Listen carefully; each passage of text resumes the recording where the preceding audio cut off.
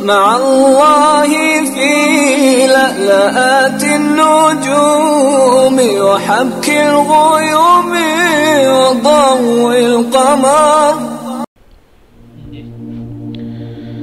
نحمد و نصلی علی رسولہ الکریم، اما بعد، بسم اللہ الرحمن الرحیم. معزز خواتین و حضرات، السلام علیکم ورحمۃ اللہ وبرکاتہ.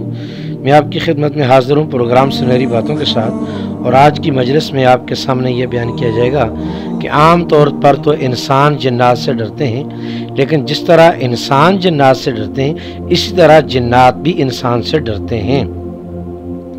حضرت مجاہد رحم اللہ فرماتے ہیں، ایک دن وہ نماز پڑھ رہے تھے، ان کے سامنے لڑکے کی شکل میں کوئی آیا. انہوں نے اسے پکڑنے کے لیے اس پر حملہ کیا. وہ دیوار سے کود کر بھاگ گیا. اس نے ان کے گرنے کی آواز سنی، اس کے بعد پھر کبھی نہ آیا. حضرت مجاہد نے یہ بھی فرمایا ہے کہ جس طرح تم جنات سے ڈرتے ہو اسی طرح جنات تم سے بھی ڈرتے ہیں.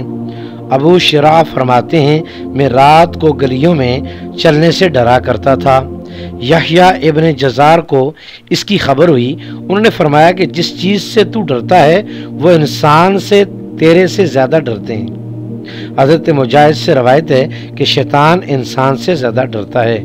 اگر تم کو شیطان نظر آئے اس سے ڈر کر مت بھاگو، ورنہ وہ تم پر غالب آ جائے گا، بلکہ اس پر سختی کرو تو وہ خود بھاگ جائے گا. یہ انسان کو اللہ رب العزت کی ذات نے تمام مخلوقات سے زیادہ فضیلت والا بنایا ہے.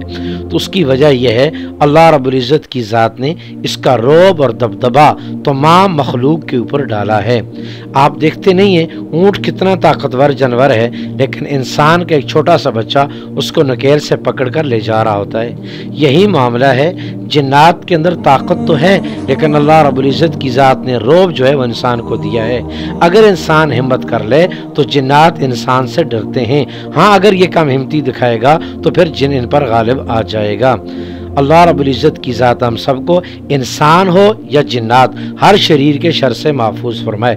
السلام علیکم ورحمۃ اللہ وبرکاتہ.